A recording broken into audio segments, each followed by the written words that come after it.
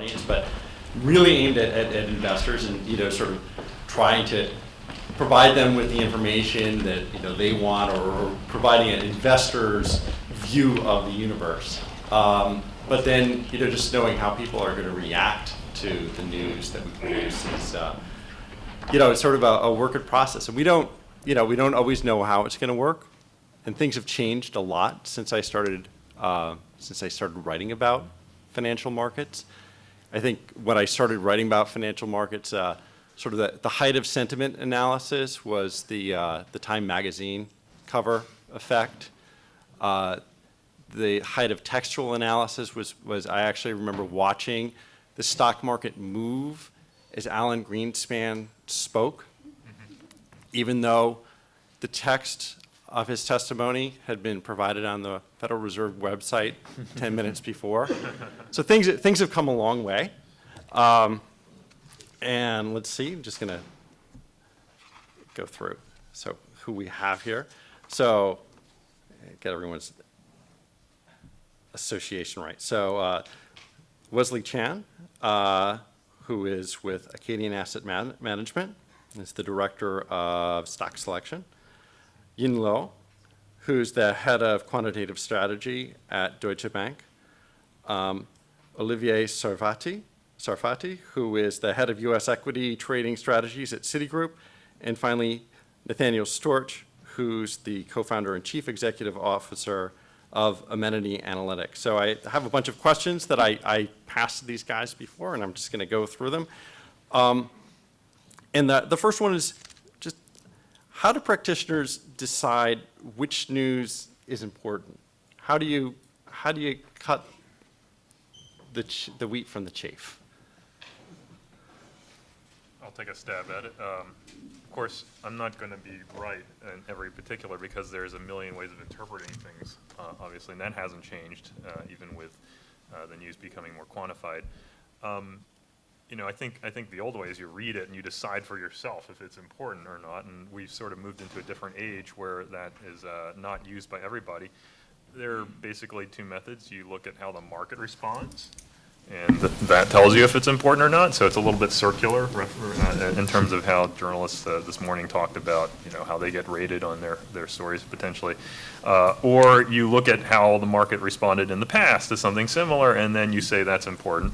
Or another way you do it is to get a panel of experts and you have them read a bunch of stuff and say this is important or not, and sort of a reduced form of that is what Tim was showing with the dictionary, the financial dictionary. So there's a bit of circularity if you're not going to read the story yourself. And obviously in this day and age we can't read all the stories. All right, in my case, I think I read the news, I decide if it's important or not. But then I don't use any of my decisions in my investment process. Right.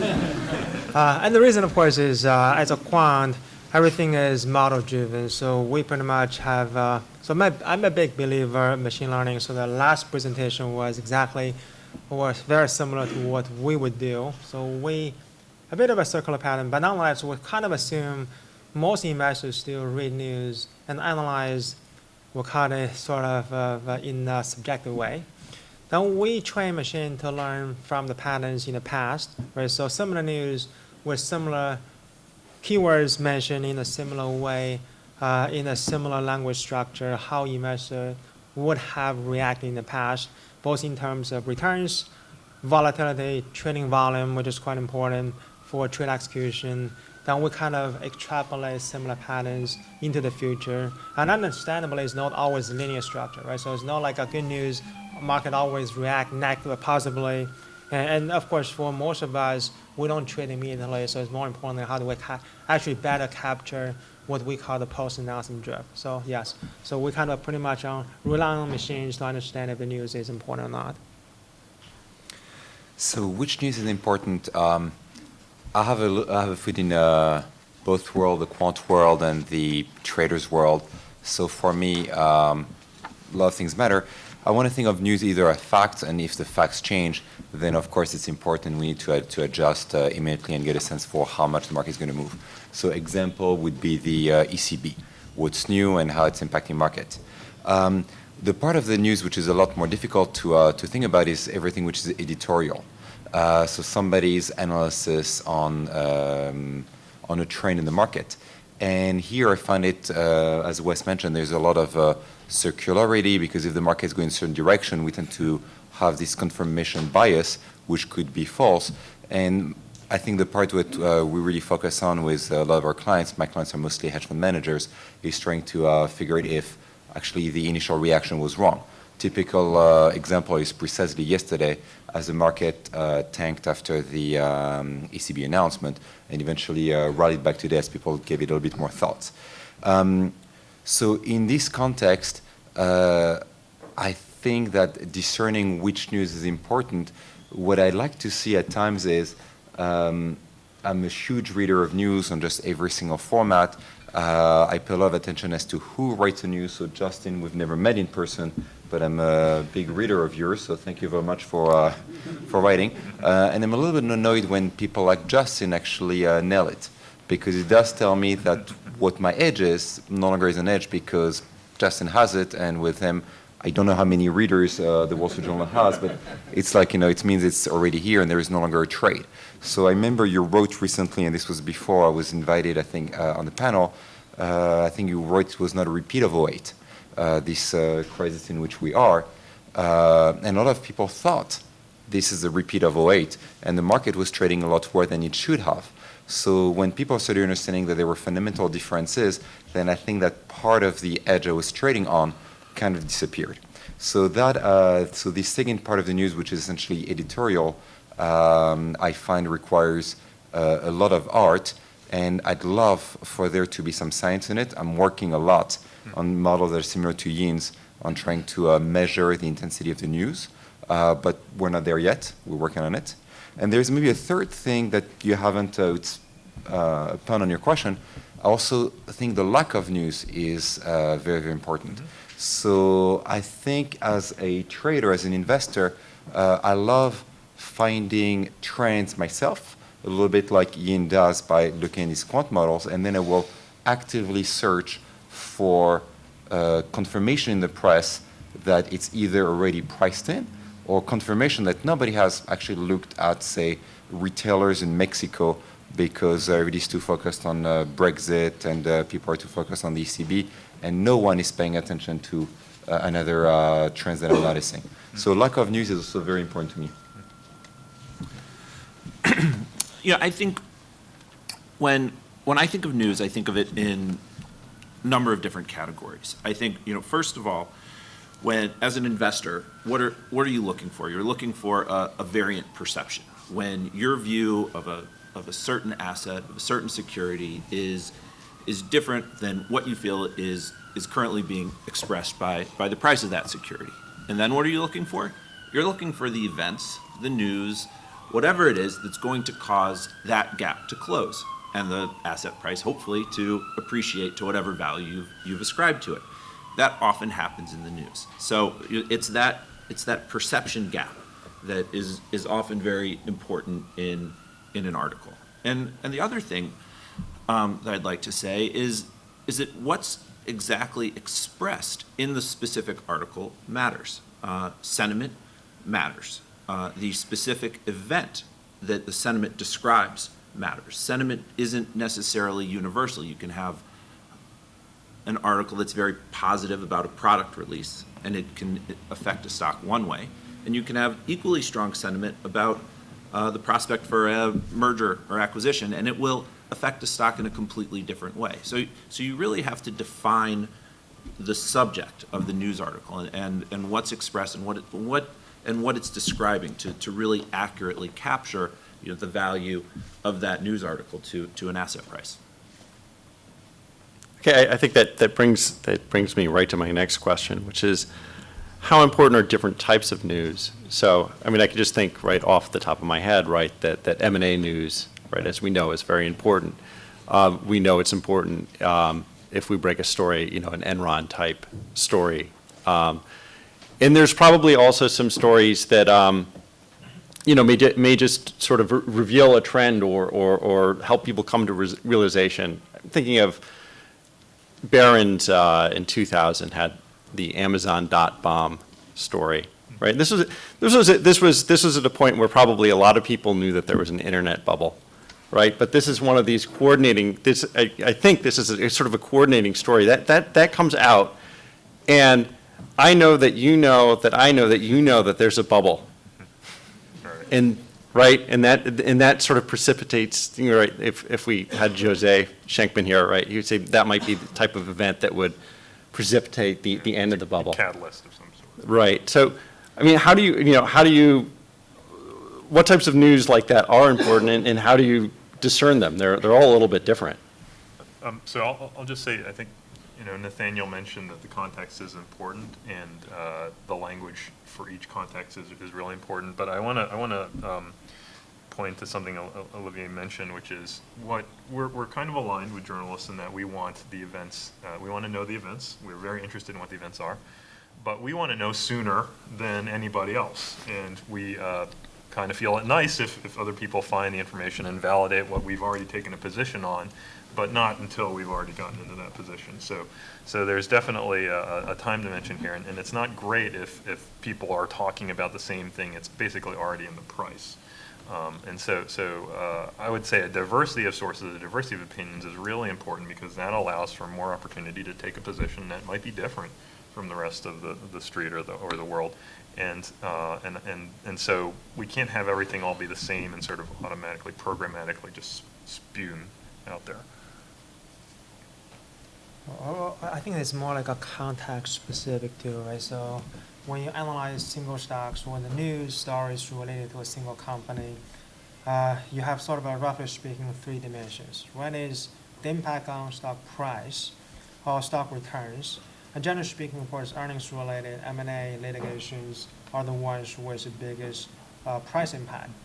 And there is also a dimension, of course, immediate impact, which is probably relevant to market makers, but probably irrelevant to firms like Acadian or probably to us, because we normally have a longer investment horizon, and we're not very fast reacting to the news, and we normally rely on how market reacting to the news to define if the story or the news is good or bad to a slightly longer term investment horizon. Right? So there's a bit of, does the market overreacting to the news or underreacting to the news? Well, normally speaking, of course, the big headline news, especially negative news, investors tend to overreact initially.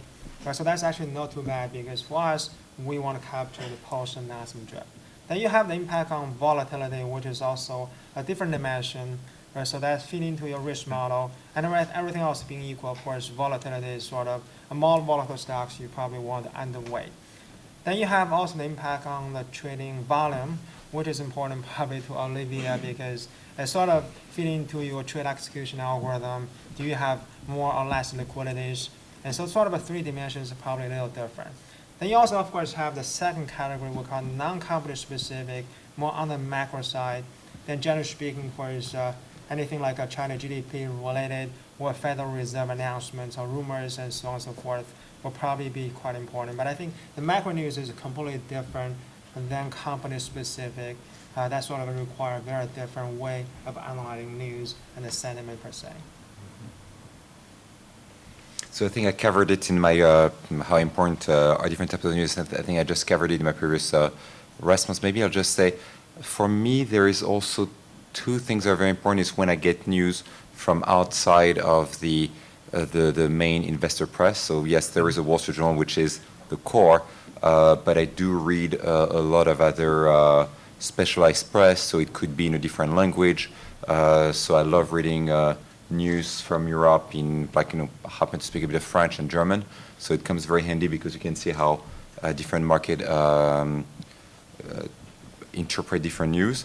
And also in very, very different sources. It could be in a scientific newspaper, or it could be in a very, very specialized source. And here the news is important, because very often the journalist will talk just about his own specific world, whether it's a biotech world or whether it's a fashion magazine about a new collection, but will not necessarily connect the dots to what's important to me, which is price action. So that's maybe one tidbit from my angle. Well, I'll tell you that from our work, the same piece of news can affect 2 stocks very differently.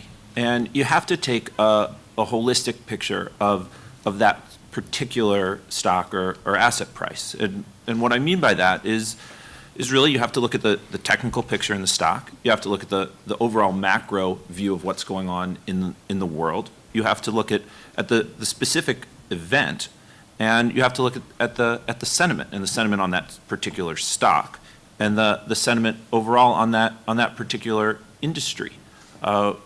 Just recently, we were looking at patterns that we had recognized very consistently to drive a positive reaction in stocks.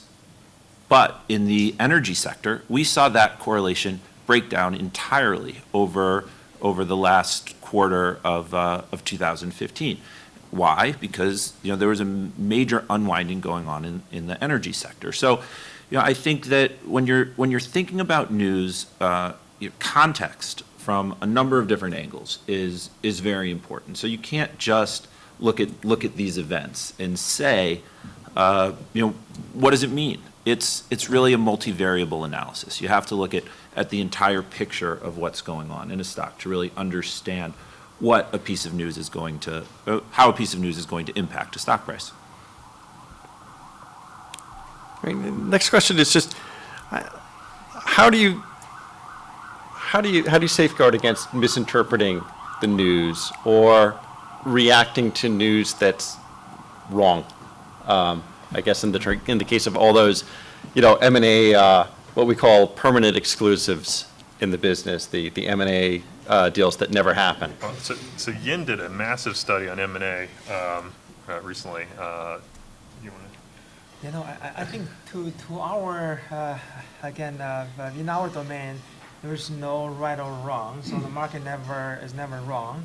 It may overreact, but for us is how do we take advantage of it, right? So market typically reacting to news in certain patterns, right? So as you mentioned, anything was M&A or earnings related, the market tend to pay a lot of attention and reacting to it immediately.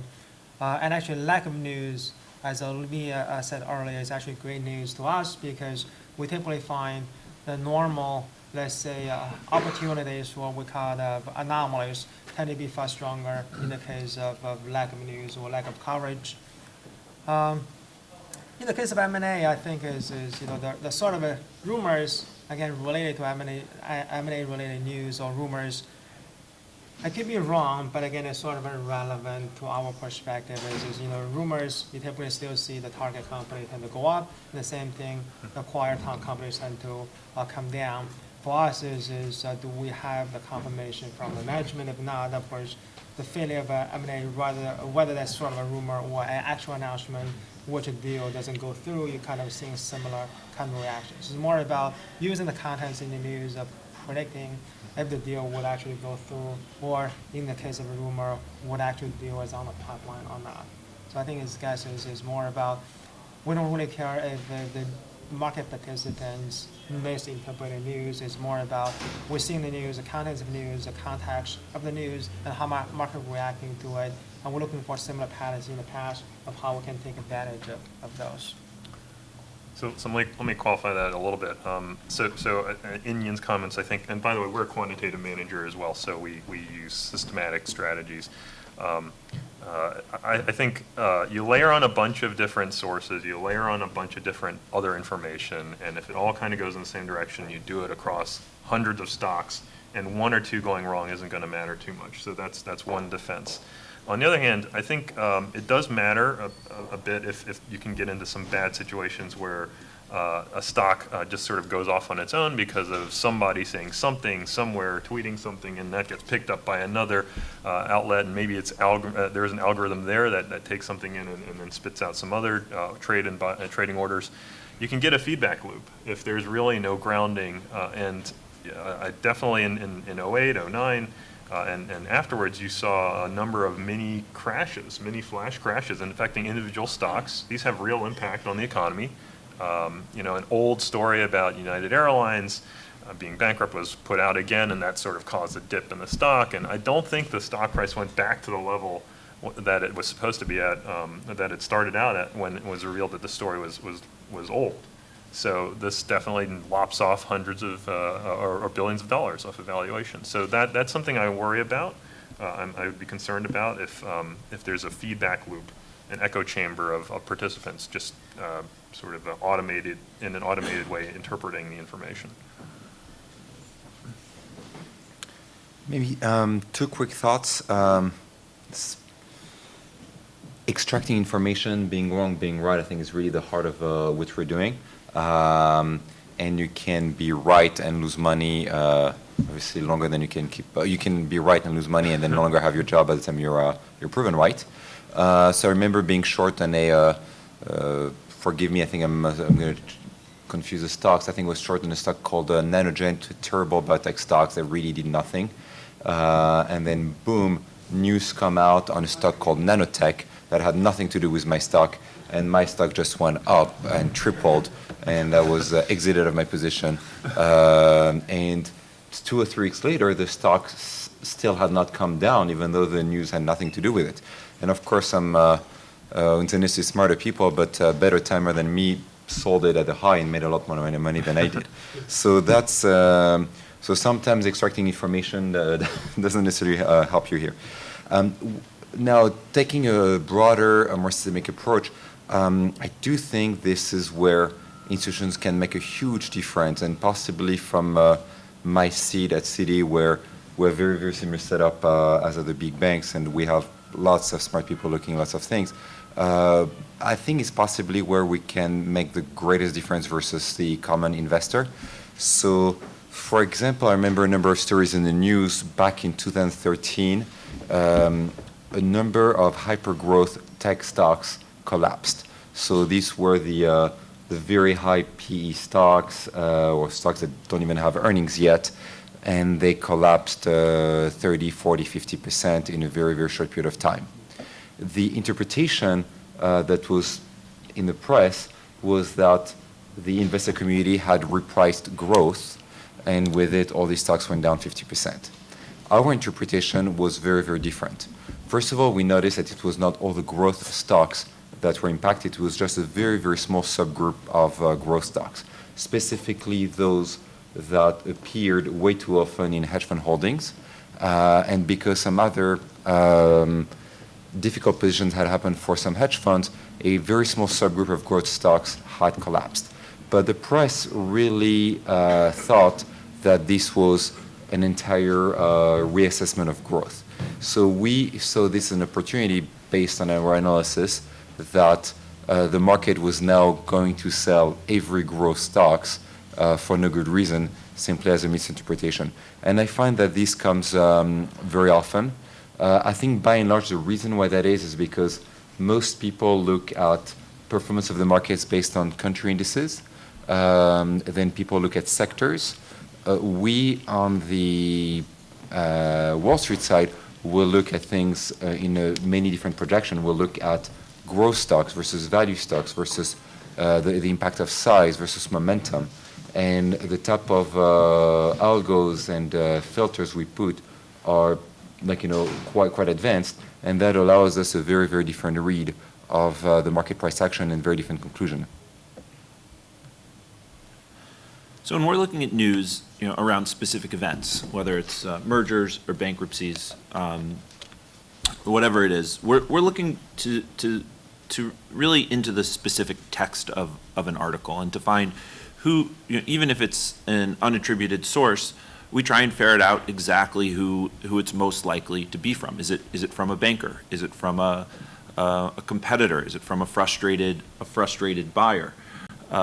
Where exactly is that piece of news coming from, and what message are they trying to get across by leaking this information to a reporter? They know what they're doing when they're putting that piece of information out. So what message are they trying to get across, and is that an important message? Is that a message that we already understood? Is that a message that the market already understood? So depending on how you interpret that, that's not something that everyone, every player in the market is going to do. You can have a view, that say, hey, remember that article 3 months ago, 6 months ago, where they leaked that that they were thinking about putting themselves up for sale. That can have that type of duration in a for sale process. So, really identifying the source and the message that the source is trying to get across when reading that type of news article is very important. How do you do that? I was just, yeah. We pour over literally we would pour over every single word and look at the quote and really take the quote out and say, look, what does this mean? What is exactly are they trying to say? A source close to the situation. Who is that here? Who can it be? We know this situation. We've been following it very well. Who do we think it is? Right. Then we familiar with we try and this talk to thinking. those people. Did you leak this? And then, are they lying to us about that? Probably they are. But we would really read, especially for authors that we knew and trusted. David Faber gets leaks from, we know, certain types of people. We know Wall Street Journal writers get leaks from certain types of people. We know the New York Post gets a leak from, maybe they make them up, but the New York Post might verify a story with one source, and we know the Wall Street Journal will have 3 sources. So you really get into that type of detail when you're trying to really understand, to really sort out what something that on first glance might seem like a throwaway comment. Yeah. Do you notice things like people who aren't quoted in the story? Well, that might be something to look at. I'm just saying. We will notice lack of news on a story. Yeah. And we'll wonder why. We'll ask companies why is this situation gone so quiet? It's in your interest to have this story in the news, to have articles, to have people think that this is a very active auction process, for example. And now with our we take a more quantitative approach to things, and we actually systematically measure situations where there isn't news, situations where there's a stock price move and no news, and what does that mean for the trading of a certain stock. There was a question this morning about how, why don't we rank journalists and sort of rate them on how accurate they are, and what Nathaniel's describing is the process that is already ongoing. We've long done that for sell-side analysts. We can do that for people who tweet. We can do that for journalists, and so that's going on. I will say it's a little different. How important and how accurate art is a little bit different than whether or not that person is a good person to follow for investing. If you drag a giant number of people along with you, it's already in the price. So that's great. You're accurate. We'll move on.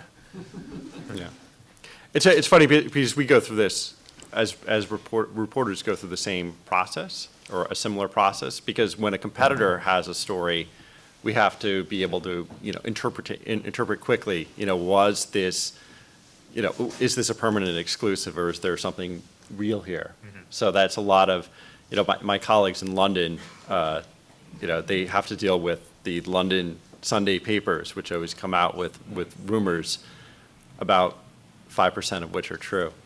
So it's anyhow, that's our process. Let's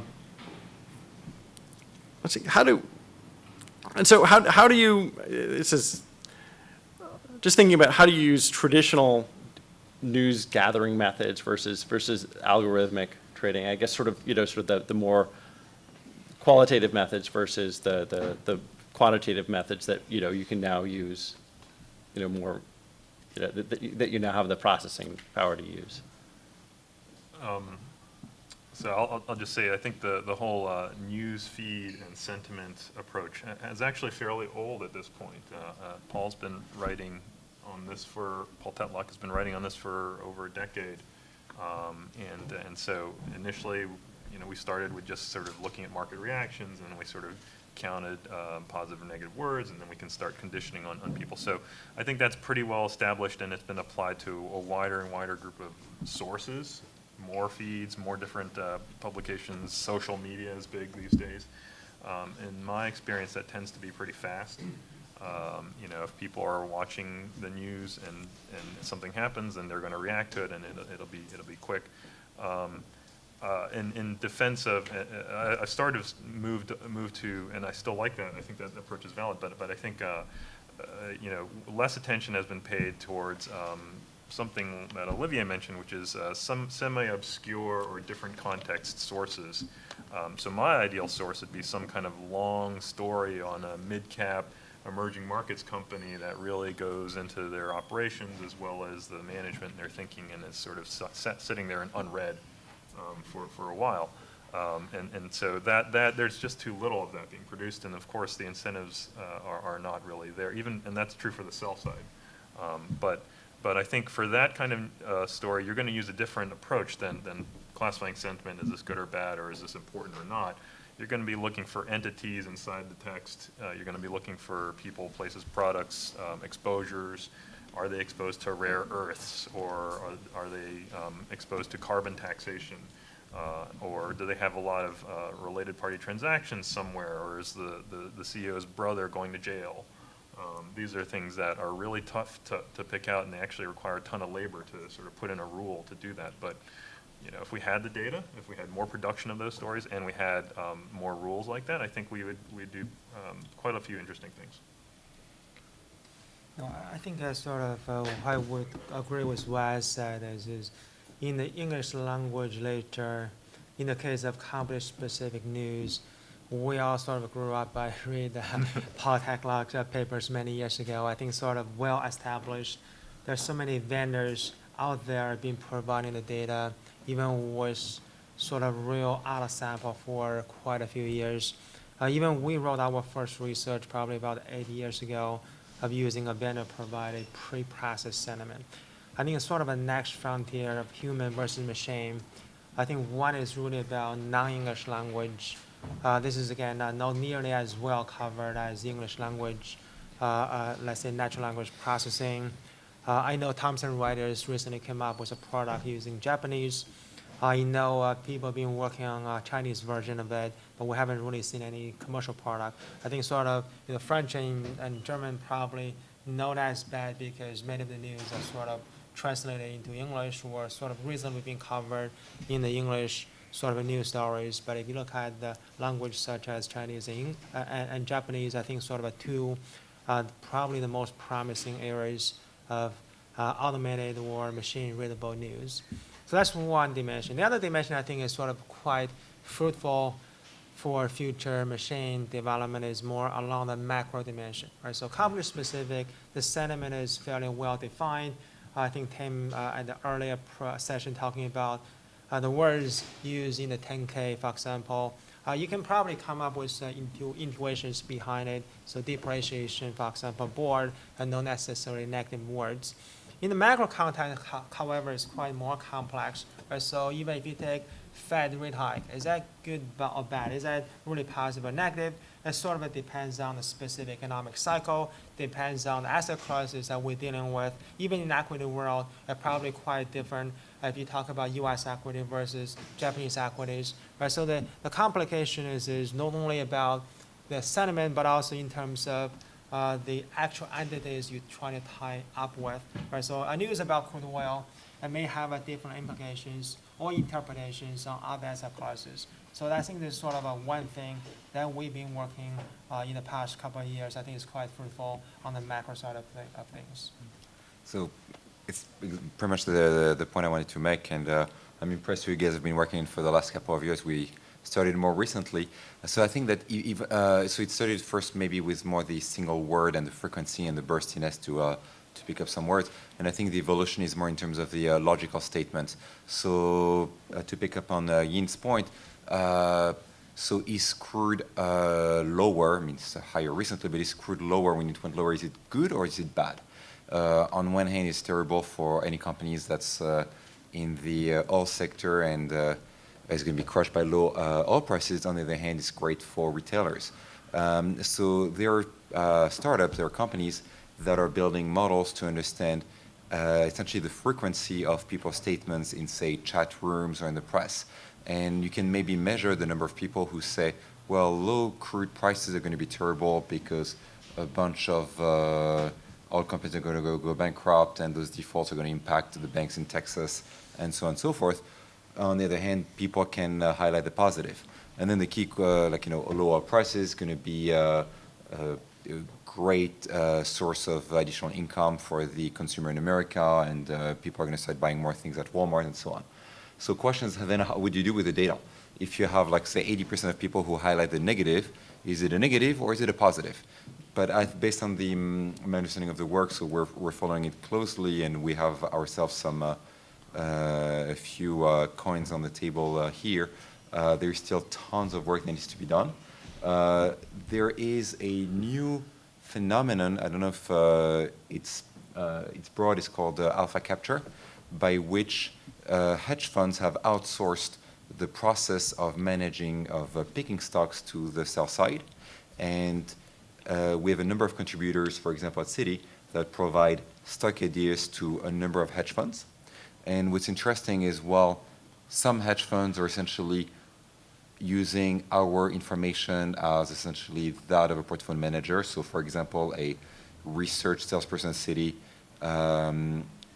pushes ABC stock. Some hedge funds will want to buy ABC based on that, and will essentially pay a commission as a function of the performance of the stock.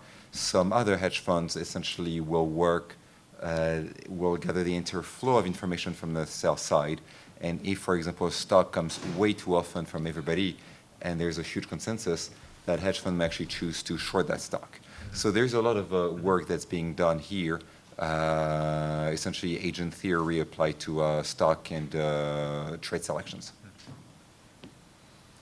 Well, I think the other innovation that we've seen is in the quality of the natural language processing and what you can actually do with the news feeds that we're able to find. So we analyze tens of thousands of articles every day, and we extract the entities, the stocks that are mentioned in the article, and we extract the sentiment that's expressed in about the specific stocks and the event that generated that change in sentiment. So we break it down now into 60 stock-specific events. So we've created this massive database of historical record of sentiment, historical record of stock-specific events that is attributed to sentiment change.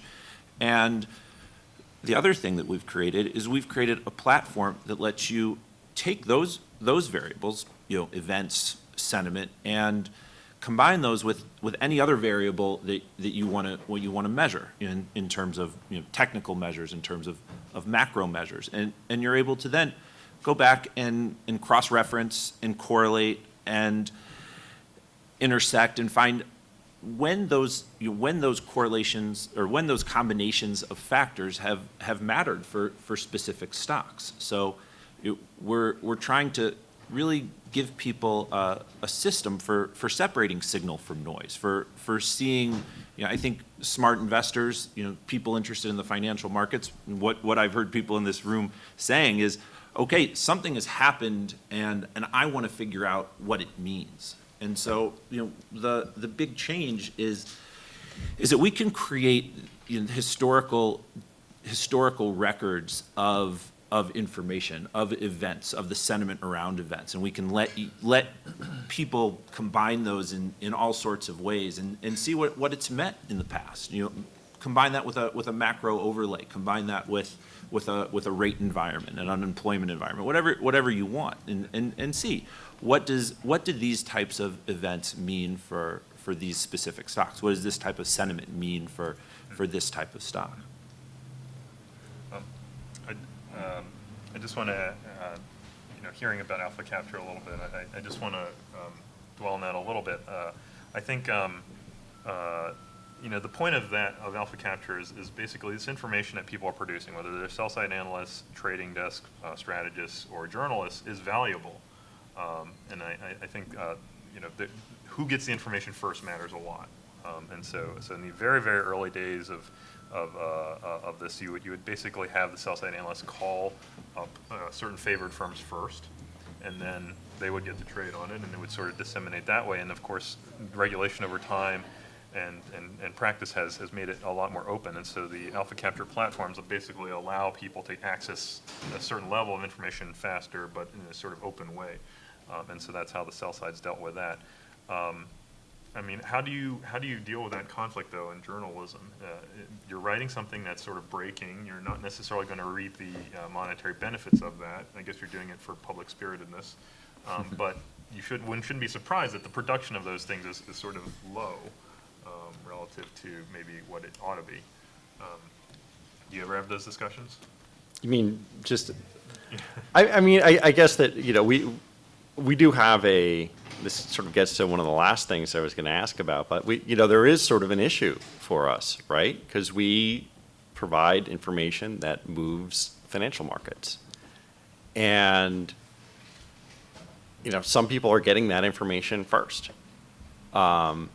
You know, not because we're sending it out. Well, you know, now through some of these news feeds, right, there are people that are, you know, basically they end up being favored clients, right? They get that information first. But I think it's a conflict that journalists are going to have to, you know, that news organizations have to deal with, right? I mean, we're not supposed to, if we're given, you know, if we're given selective disclosure, and we're under, you know, selective disclosure rules, you know, it seems like, you know, we really do have to try and keep the playing field as level as possible. So in terms of, this is just of interest, but do you see a lot of transfer of journalists to the finance industry? This is kind of getting at Luigi's revolving door conflict of interest type argument. We see we see that with, you know, you definitely see that with sort of IR firms and that type of thing. You also see journalists going to hedge funds. A lot of times that's just because of some of the abilities that journalists have to, it's not about sort of, you know, getting information from other journalists, I don't think, but more about understanding how journalists ferret out information.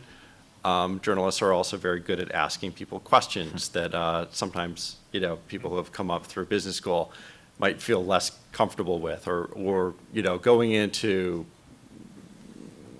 doing analysis that investors don't normally do, going places where investors don't, you know, normally go. Yeah, I was just struck, I mean, you know, just to borrow a pop culture example, at the Oscars this year, we had 2 nominees that were basically about investigations into something that was very complicated. You had Spotlight, which is classic investigative journalism that took, you know, many months, if not years, to develop.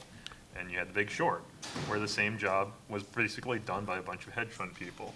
And it was almost the same story. You had a bunch of pain and struggle to get some information that nobody else would understand, and then it was sort of disseminated in different ways.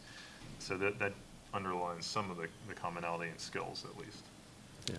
So maybe that's the part where I said that I was supposed to say that at first. I forgot that the opinions expressed are mine and not that of Citigroup. And of course, everything is on the background.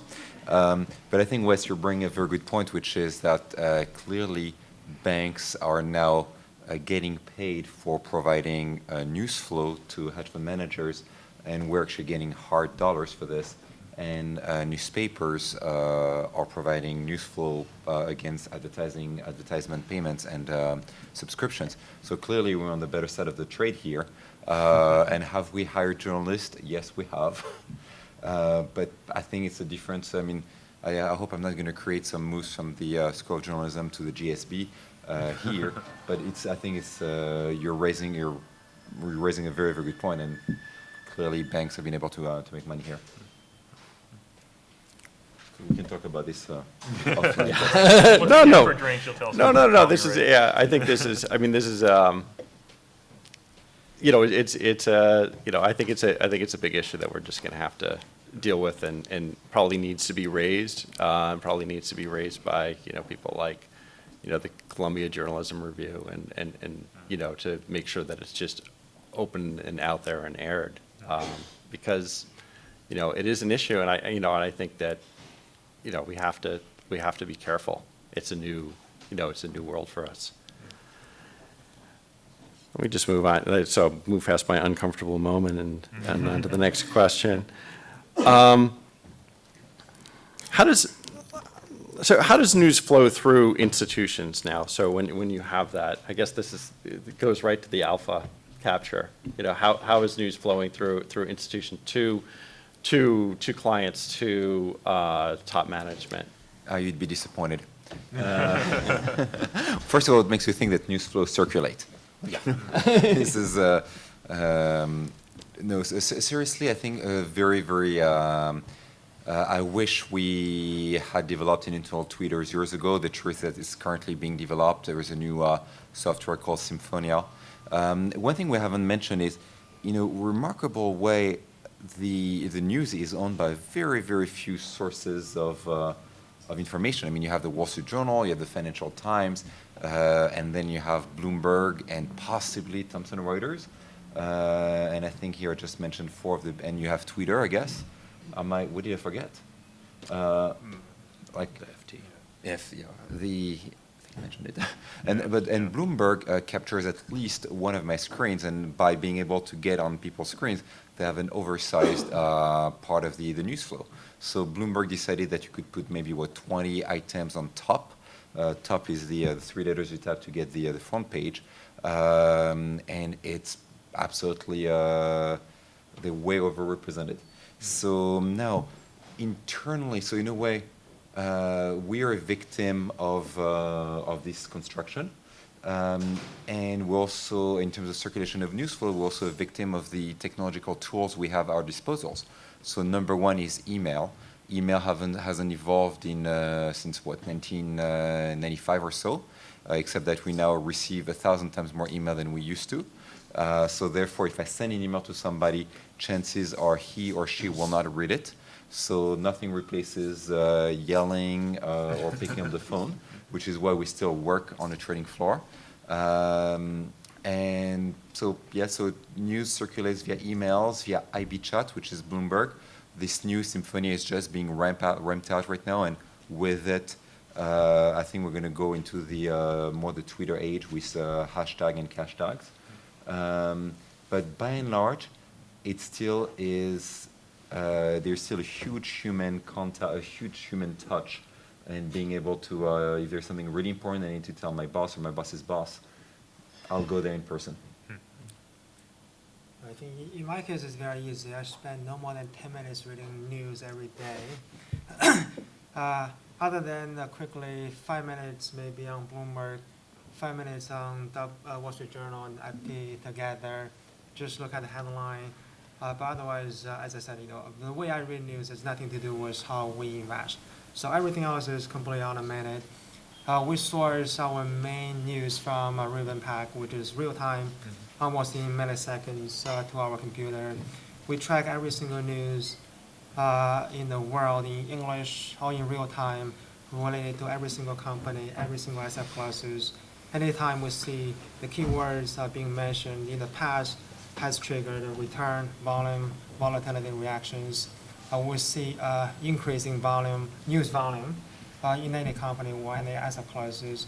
That sort of automatically fit into our machine learning algorithm, which makes the investment decision. So for me, it's like reading news is for fun, but I don't really make any investment decisions. I don't tell my boss about any news, so I have an easier life. But I think, so I think the traditional way of analysts, sell-side analysts, is they read news, read the sort of a financial statements, anything related, building models, and that sort of fit into the buy side, and buy side, of course, doing their own, reading their own news and conducting their own analysis. That's sort of, from what I see at the bank, is sort of from a bottom up, whereas each analyst reading their news and aggregating together, trying to send a message to the senior management, which I don't think most of the time they're really getting across from the management. So I think it's quite inefficient. I think our process is pretty similar to Yin's, actually, since we're quantitative. It's pretty rare that there'll be a flash and then we'll go and have to decide to do something right away on it, unless there's a crisis, in which case we'll have a lot of meetings and then still decide not to do anything about overriding the model. But that's different than I used to be a fundamental analyst back in the 90s before the internet, and I would go and, getting the news was really a treat and really important, and they just started having desktop applications that would have the news flash up. So how we get the news is I print out the 10K and go home and read it and have a good time. Probably by the 50th report, it wasn't that fun anymore, and certainly not anymore with a massive amount of byte sizes for each file. I think that would be sheer torture. So it's kind of funny in that a lot of these automated methods are really, in some ways, a response to the massive amount of news that's just exploded, and some of it's just not very useful or boilerplate. And I agree with that. I think the big theme is data overload. I think we're drowning in data, and the question is how do you make sense of it? Obviously, if a piece of news moves the market, that's the fastest way for a piece of news to really get disseminated, because everyone's going to say, okay, what changed the what caused the market to go down today? And so everyone's in a reactive way looking to understand that. And the other thing is just the explosion of social media. I think it really has changed the game in that people are able to find tidbits of news faster, and the market really moves based on those that type of dissemination of events. So it's not getting any easier. How do you guys? So you talked a little bit about, I guess, sort of neglect, right, and going to areas where there's neglect.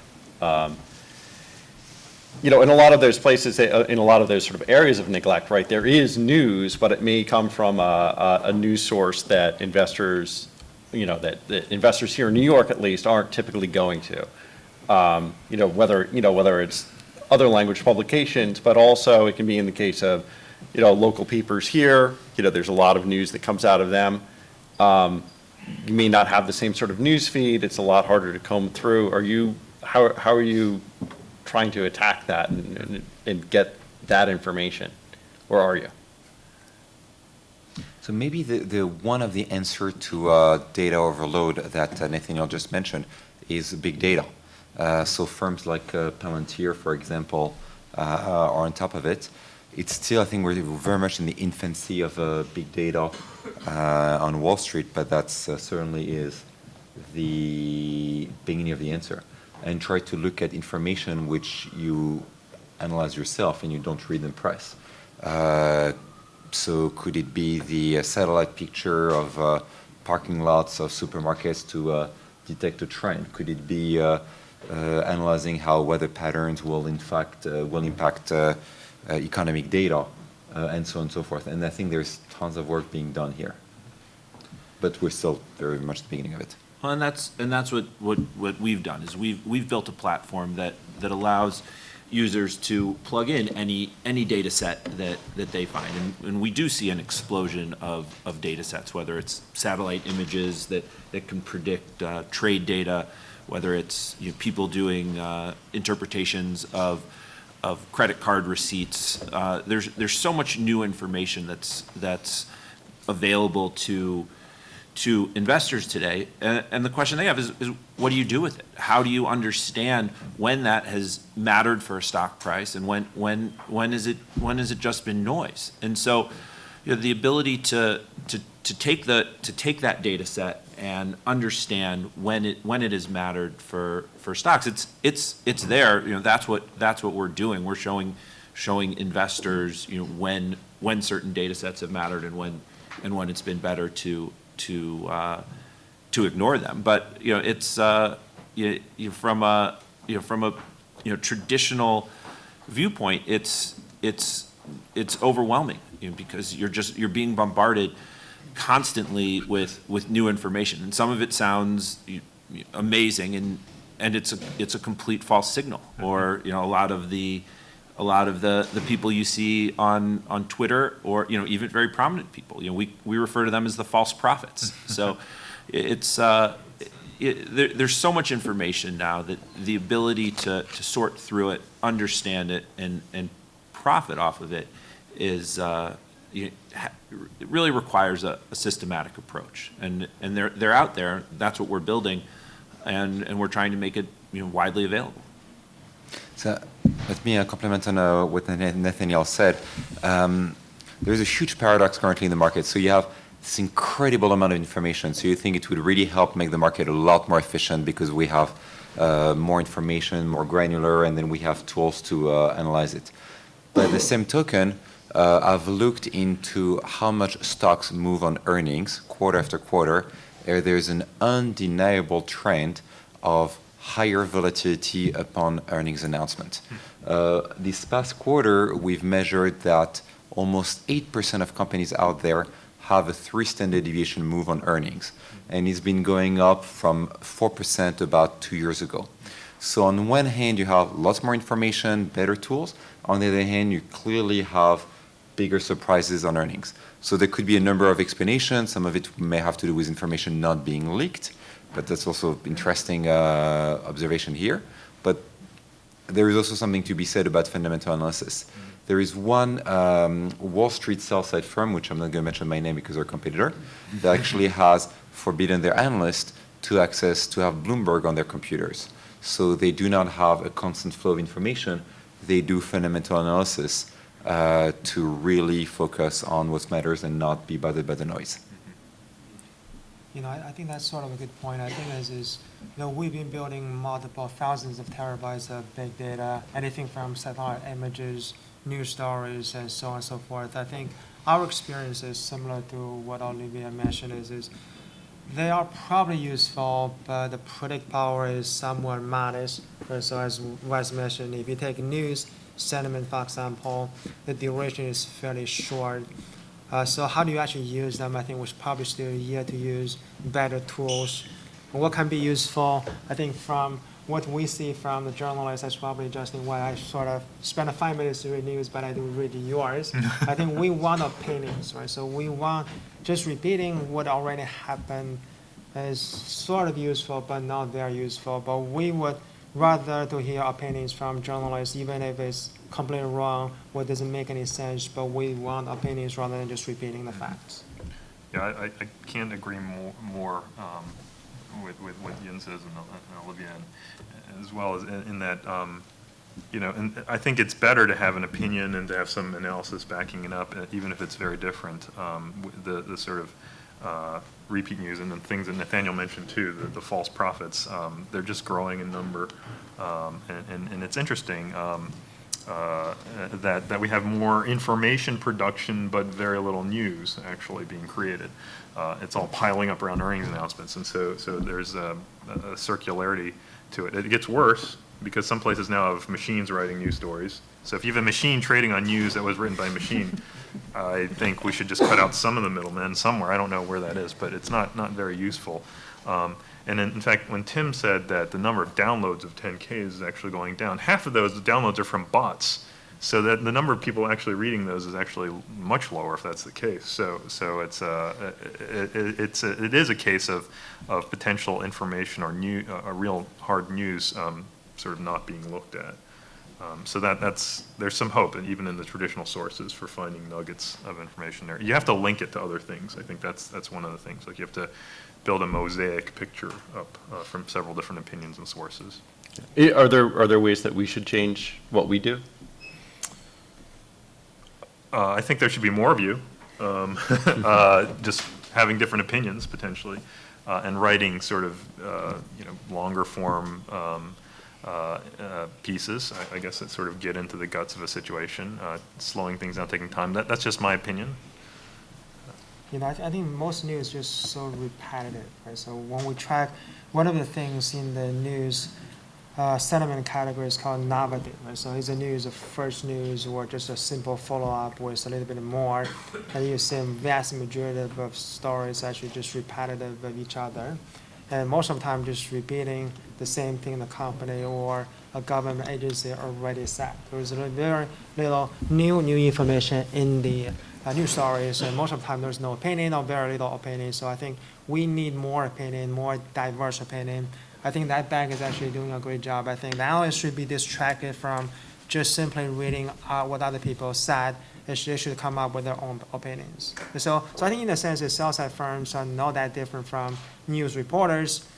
But of course, one is probably more on breadth, the other one is probably more on depth. But regardless of these things, I think we're in the business of providing or giving opinions not just repeating what already happened. So you said, what can you do better? So you kind of put the press all in one bucket. I think there are at least 4 buckets. So I think there is the positive alpha bucket. So these are the journalists that actually bring something that's smart, intelligent, good analysis. I think the Wall Street Journal has a fair amount of them. And it's not, I mean, I think it's objective. I think it's, the standard is high. Then you have a lot of noise. And you have a lot of articles that really just repeat some basic facts, and that's really useless. And at least it's harmless. We do measure how much noise there is because it can give us some, once we analyze the data, it can give us some interesting tidbits, something being overplayed. Then you have some noise, some articles which are based on fallacies or errors. So I find it quite interesting. So I can give you an example. It would be somebody, for example, saying that companies that buy back their shares have really performed very poorly. And in order to make that assessment, they've looked at an ETF. And the ETF is supposed to look at companies that bought back their shares, but actually doesn't. Because it's an ETF made of the companies that bought back their shares last year. And it hasn't really rebalanced, doesn't rebalance often enough to capture what it's supposed to capture. And a journalist writes something about it, and obviously he didn't talk to anybody in the business. So that's an interesting noise because it can also provide opportunity, or it can harm, or it can provide volatility, which may not be good. And then you have, just like the false prophets, you have the negative alpha news. One of my favorite magazines is The Economist. And I hope if anybody works with economists here, they're going to take it as a compliment. There is a some in-depth article, but with an ability to have negative alpha, which is absolutely extraordinary. My favorite example is Brazil, where you have Christ the Redeemer taking off like a rocket. And it's exactly pretty much coincides with the top of Brazilian market. And after that, of course, the Brazilian market went down. And I think they were very, very close to the bottom. And they actually have a good sense of humor because they showed Christ the Redeemer this time going back down and crashing on the mountain. But it was not exactly the bottom because clearly the Redeemer was still going down. And just a few weeks ago, they showed a picture of Dilma, and the title is "The End," no end in sight. And of course, this was the exact bottom of the market. So from my angle, negative alpha, if you know it's negative alpha, it's great alpha.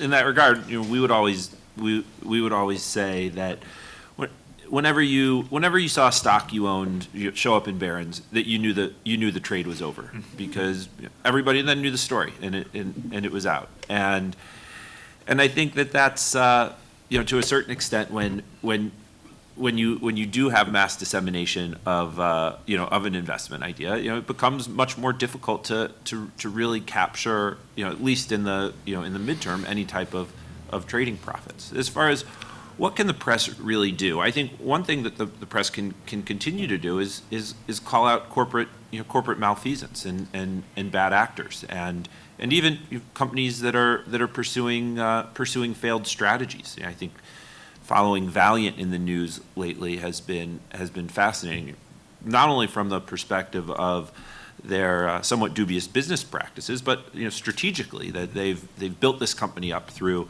acquisition. Stock price has now crashed, and they're talking about breaking it up and selling off, asset after asset after asset. And who's getting rich? Well, the hedge fund managers who own the stock on the way up, and corporate management, and the investment banks. And the investment banks are especially these guys excluded, obviously, but. So I think that the press has a role in looking at these strategies and these corporate strategies and putting a magnifying glass to them. Yep, I do. That's why I was about to do that. Okay. Let's do it. Okay. Yeah, I have a question for you, Nathaniel. When you mentioned before that you're using the more advanced NLP methods. When you say that you're using the more advanced NLP methods, it becomes harder to operationalize that because you mentioned that you capture entities, places, etc. But I suppose that you're going more towards capturing the meaning or semantic, like phrase semantics, if that's the case. So my question is, if you are moving into that direction, how do you operationalize that or automate that? Because now you are going to have many different meanings and logics of many different news, and then it's much harder to take decisions from many different results. Well, maybe the first question is if it is true or not my assumption that you're moving into that direction of more capturing the meaning than rather just different entities. We do a full parsing of every sentence, so we understand the relationships between the entities and the words and the sentiment. So yes, it's definitely getting into a very nuanced view of the information that's presented. Exactly. So once you are there, then you can have a much better sense of really the meaning of the news. And so that's where our taxonomy comes in. And like I said, we have 60 separate business events into which we classify the subject of the financial news article, and to that we associate the specific sentiment. So the sentiment's associated to a specific stock and a specific event, and that is what we allow people to analyze, to correlate, and really to research. And if you think about it, that's how you can really collapse. That you might have been able to do that 5 years ago, but it's going to take you days to normalize and standardize all of that data. Now we can do that. We allow investors to do that in seconds. So at the end, if it is finally like a type of clustering analysis that you are able to aggregate those news by different topics or very good. Exactly.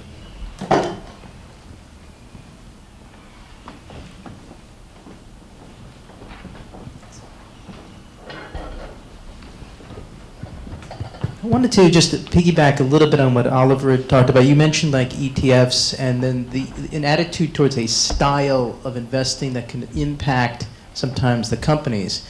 And I was curious, what is today, because you see stories about owning passive index products, whether it's style, industry, whatever it might be. And if you have a stock, and the rationale for owning them are different than owning the individual stocks. So if you have that stock and you have, let's say, bad news, but if it's in that passive investment, that can be somewhat abated. However, if people are souring on whatever that style or sub-asset class is, then your stock winds up getting hurt. And I'm wondering, how do you balance all that out, or is it something that you consider a lot? Oh yes, I mean that's a huge part of what we do. I mean, stocks can move for a variety of reasons. They can move for fundamental reasons because their expected value has changed. They have a new contract, or they're depending on oil prices and oil moves. I mean, you have this kind of reason. But stocks can also move because, say, they are being added into an index. So if they're being added into an index and the investors who follow that index have to buy that stock, then the stock price move. So we'll try to precisely detect that and highlight the fact that there's a trade opportunity. And now, for example, the rise of factor investing, a lot of people will search stocks because they may be less volatile, and that's a desirable feature, means that those lower volatility stocks may actually start trading at a premium. So, and the beauty of it is that everybody's looking at things slightly differently. I think there's still a kind of a gap between the way the most sophisticated investors are looking at it, and a lot of work being done by the sell side, by hedge funds, by pension funds, versus what's available to the individual investors via ETF providers. So I think there's still a huge gap between the two. I don't know if I can only answer half of your question. What you're pointing out is a full-time job, not for one person, but for an army of people. And this is a big chunk of what we try to do. That's a massive growth of what you call smart beta these days. Yeah, so smart beta is definitely one of the is at the core of this, and it's two words, smart beta, to mean so many different things. I've also done a bit of work on the theory of backtesting, and one thing that comes to mind is you have so much unqualified people in the entire realm of finance and including academia, people, and I'm sure Harry will happily talk about this. The number of papers that are wrong that are published in academia, or the numbers of structured product that are poorly designed, or systemic strategies that are not correctly backtested is absolutely unbelievable. So that's possibly something which is missing. I don't think it would be the role of the press to necessarily call it out. It could be something more of an ethics committee or more part of the CFA charter, but there's certainly tons of work to be done here. Justin, earlier, regulation hasn't been discussed very much, a little bit about Reg D. You were contrasting your UK colleagues. They operate under a somewhat different system where the exchange requires a company that may be the subject of takeover rumors to respond to them. Is that a plus or a minus for a reporter? Is it a plus or a minus for investors? How is it different between the two markets? I mean, for a reporter, I mean, so we're like investors in some respect, right? We want an edge. So in that case, if it's a sophisticated news operation, I mean, so it may, for society, right, it may be a net good, right? But for an individual reporter who's plugged in and who can get that story, it's a negative. I guess for investors it's probably a plus, but not for a sophisticated investor who can ferret it out before everybody else. I mean, that's just. I mean, I think that a good analog would be something that happened here. Was it used to be that news reporters weren't invited onto conference calls of companies. Only analysts, only special analysts too, were allowed to get on to the conference calls. And at that time, I worked at thestreet.com, right? And of course, we were really sort of out. We weren't in the club. So what would happen in the Wall Street Journal is the Wall Street Journal, they would, some investor would tell, a Wall Street Journal reporter, well, this is exactly what happened on the call. So it was great for the Journal, right? Because we had access to news or they, at that point, had access to news that other people didn't have.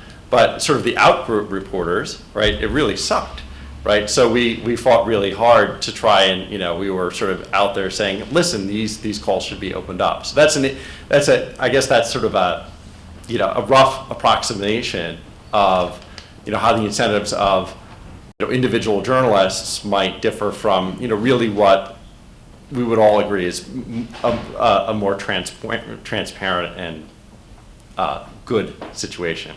Was it Reg FD that changed that? I don't think it was right. Was it Reg FD that changed it? It just that was all else had to know the same thing at the same time, like any yeah. information that we released at the same time. I think I feel like we started to get onto that the information on calls started coming out a little bit earlier than Reg FD, but I can't remember specifically. Just an observation. It'd be interesting if the academics, back here again, would backtest UK versus, I guess, what was predominantly the US market in terms of the 30% accuracy if there's a requirement for the companies to actually respond. Yeah. The UK papers are sort of infamous for reporting. It's just a different. It's a different culture there. So, but we can talk about that later.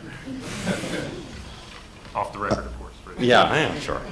So we've spoken a lot about scoops and breaking news and deal news and that sort, but we haven't really actually touched upon the effect of the high frequency trading and the actual value of those scoops to various and sundry types of firms. So what do you think that ultimately the value of that news is kind of now only for a select few types of firms? And I guess to further that, if it's not sort of the initial blip, are you able to now still find news in that if you're not a high frequency trading firm, maybe betting against it or doing something else? Is there any value in that end of it? I don't think, I think the news or the tools available has been available to most investors for many years, right? So the vendors such as Rubenpack has been around for almost like a decade. I think the users traditionally were probably more like market makers and high frequency trading firms. Now, as a very affordable price, I mean, everybody can access to it, at least for the institutional asset managers or investment banks who can have access to it, rather available, almost like in real time. So I don't think it's sort of limited to high frequency trading per se. Yeah, I think one effect of high frequency trading is, and I don't know if they caused it, but it seems very logical, is the trading costs have gone down quite a bit. The average lot size has shrunk a lot. So it appears that the ability to trade anything has gotten better, coincident with the rise of these players. But one thing you have to watch out for is concentration. Concentration of ability to direct flow. I think that's fairly still fragmented. But you might also want to look at systemic issues. So what are the models that these places are using? Is an input into the model somehow a little wrong? Then that causes fat-fingered crashes or flash crashes. And there, I'm not sure we have enough diversity yet in terms of sources. But it's a competitive landscape. The interesting thing is high frequency trading is essentially for stocks. So there are still a number of other products, financial instruments out there that tend to react in their own timing. So whether it will be credit spreads, that of bond, that of CDSs, implied volatility for options, and all the derivative products. So there's still a lot, on a piece of news, yet the stock will reprice. There's still a lot of things to be done afterwards that require a little bit of analysis.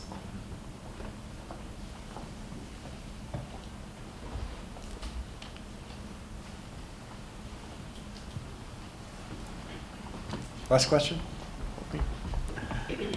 I'm not sure how, this just occurred to me just now, I'm not sure how much impact this would have for the news business, but the courts have recently dramatically narrowed the definition, the legal definition of insider trading. Just off the top of my head, it strikes me that would have a lot of potential impact on research strategies. If you assume that participants assume that the new status quo will remain the status quo, but and Congress or somebody won't override it, or a higher court. But anyway, I'm just wondering if that is being considered, and does anybody see any impacts for that on the way people do research and trade? Yeah, I have some thoughts on that. So there are two models for insider trading. One is the insider knows something, they trade, it's in the price, and so the information gets out that way. The other is the insider trades and it's somehow unfair, and so a lot of other investors flee, and that drives down liquidity. So whether you think insider trading is good or bad, and this varies by country and jurisdiction, depends on how you think that model prevails. I think there's been some studies, and the academics around here will know better, but maybe the second effect is actually larger. It does seem like more people feel like they can participate in public markets where it's a fairly level playing field, and they feel like they can go and trade, and that's good. And whereas if you don't, and at the limit, it's completely insider driven, then it's really illiquid and sort of locked up. So, yeah, I think it's probably a good thing to be vigilant about insider trading, but it is pretty vague. I would say before it was pretty vague. I remember being in, I was at a bank as well, and even on the buy side, and we were told that if you hear anything that sounds non-material, material non-public from any source, you're an insider, and you have to kind of escalate that up the chain, and you have to clam up, even if you're on the train, the LIRR or the Metro North. It seemed pretty severe.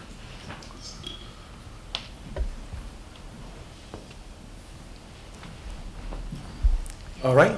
Thanks so much and thanks for the panelists.